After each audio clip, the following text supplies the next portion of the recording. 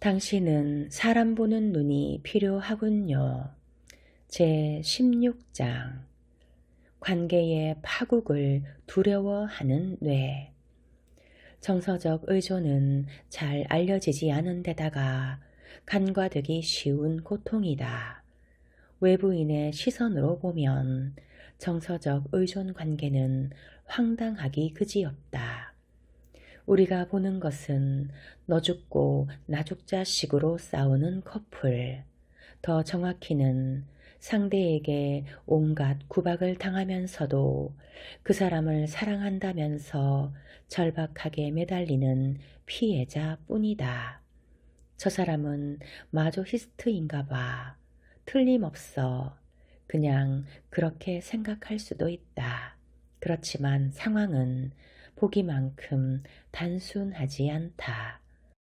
여러분도 몇 대 맞든가 절벽에서 뛰어내리든가 해서 하나를 선택해야만 한다면 몇 대 맞는 쪽을 택할 것이다. 맞고 사는 걸 좋아해서가 아니라 차선책이니까 말이다. 그런데 정서적 의존증이 있는 사람들에게 관계의 파국이란 신체적 죽음보다 더 두려운 사멸이다. 이별은 마음을 의탁할 새로운 관계가 시작됐을 때만 가능하다. 불행히도 새로운 관계 역시 이전과 동일한 패턴으로 굳어질 공산이 크다. 원인이 같으니 결과도 같다. 정서적 의존증이 있는 사람은 무시무시한 내면의 공허로 추락하지 않기 위해 타잔이 이 덩굴에서 저 덩굴로 건너뛰듯 고통스러운 연애를 전전한다. 정서적 의존증은 상호 보완적인 두 입장으로 기울어진다. 바닥 없는 우물이 되어 상대를 돌봄의 자동 판매기 비슷하게 전락시키든가 한없이 솟아나는 분수가 되어 마구 퍼줄 때만 자신이 존재하는 느낌을 받는다든가.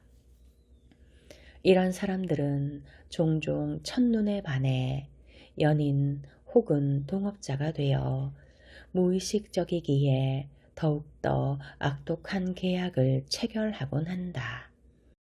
너는 날 영원히 돌봐줘야 해.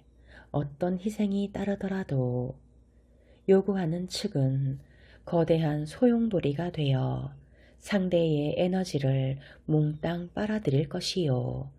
돌봐주는 측은 내가 너그러이 이 임무를 완수하면 넌 내게 평생 고마워하겠지라고 순진하게 믿다가 머지않아 환상에서 깨어날 것이다. 블랙홀은 결코 채워지지 않는다.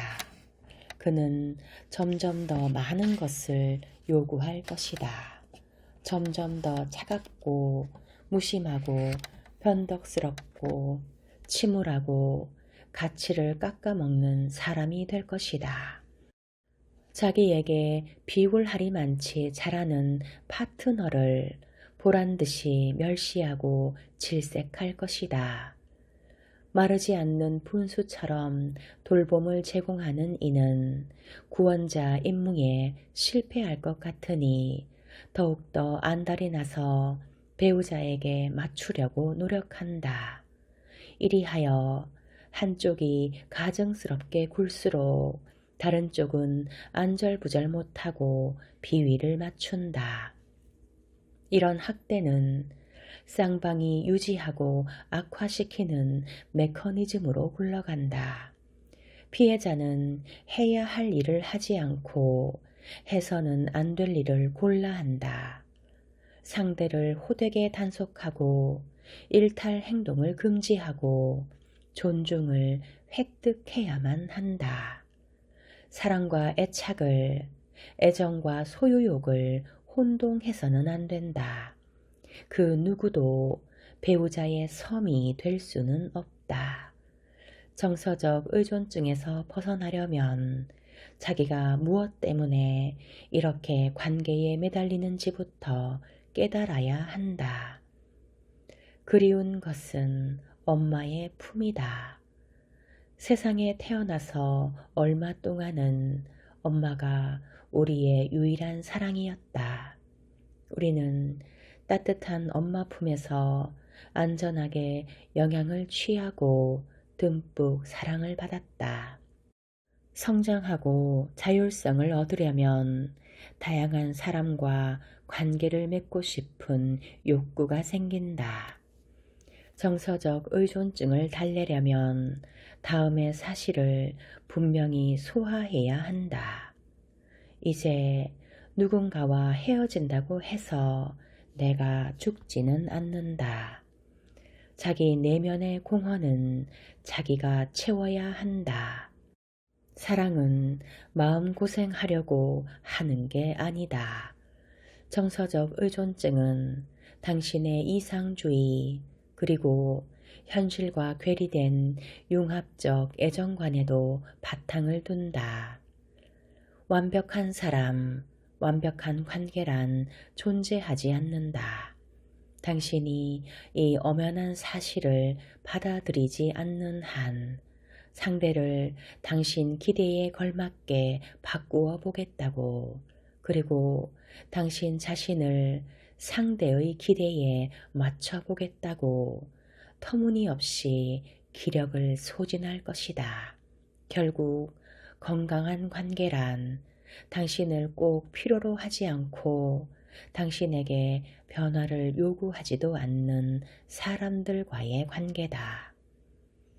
건강한 관계란 당신을 꼭 필요로 하지 않고 당신에게 변화를 요구하지도 않는 사람들과의 관계다.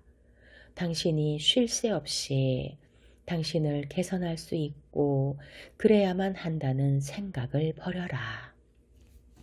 당신은 이미 불완전한 그 모습 그대로 완벽하다. 정서적 의존증의 전문가 안마리 뒤프라는 부서진 마음의 동반자에서 이렇게 말한다. 당신이 최고일 때도 나쁜 사람에게는 충분히 괜찮은 사람이 못 된다.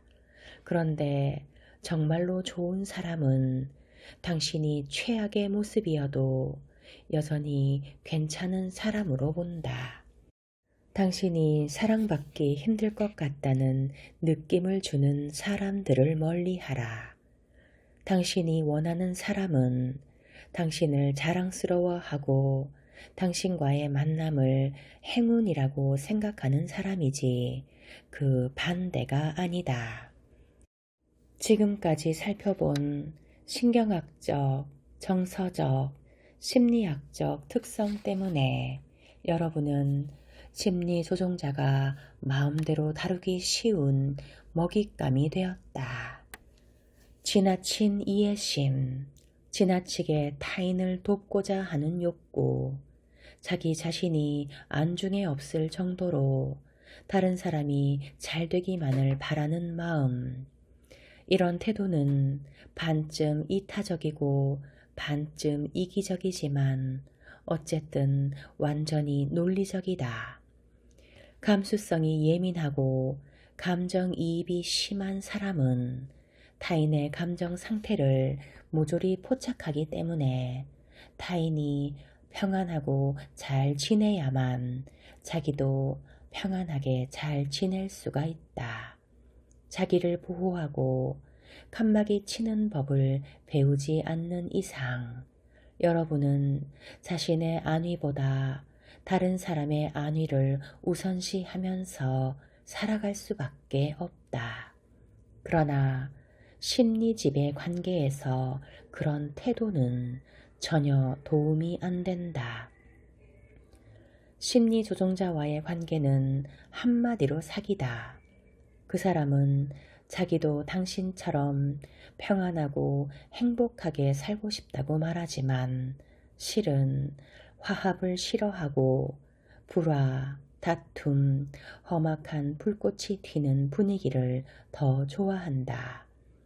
당신의 구원자 역할을 회방 놓는 것은 부모의 전능을 회방 놓는 것과 마찬가지다. 주사위가 조작되었으니 게임은 이미 결판이 났다. 여러분은 좀 더 안전하고 만족감을 주는 틀 안에서 관대한 모습을 내보여야 한다. 순리에 따른 자비는 자기 자신에게 베푸는 자비다. 순리에 따른 자비는 자기 자신에게 베푸는 자비다라는 말도 있듯이 여러분은 자신의 특성을 감안해서 자기 자신의 욕구를 충족시킬 생각을 해야 한다. 여러분은 자기 뇌에 어떻게 자양분과 좋은 자극을 제공할지 궁리하고 스스로 삶의 의미를 부여하며 분별 있게 삶의 사명을 건설하고 본인이 선택한 도전 과제에 착수해야 한다. 또한 건강하고 믿을 만한 파트너를 선택할 수 있도록 사람을 보는 기준을 달리할 필요가 있다. 새로운 기준들에 비춰보면 심리 조종자에게는 당신 마음을 들뜨게 할 구석이 전혀 없을 것이다.